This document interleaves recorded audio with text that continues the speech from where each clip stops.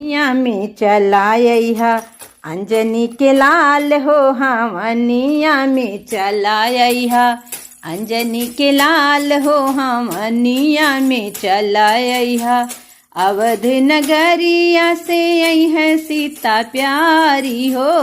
अवध नगरिया से आई है सीता प्यारी हो संगमा में आई है कौशल्या के लाल हो संगमा में आई है कौशल्या के लाल हो हमनिया में चलाया अंजनी के लाल हो हमनिया में चलाया अंजनी के लाल हो हमनिया में चलाया गोकुल नगरिया से आई है राधा रानी हो गोकुल नगरिया से आई है राधा रानी हो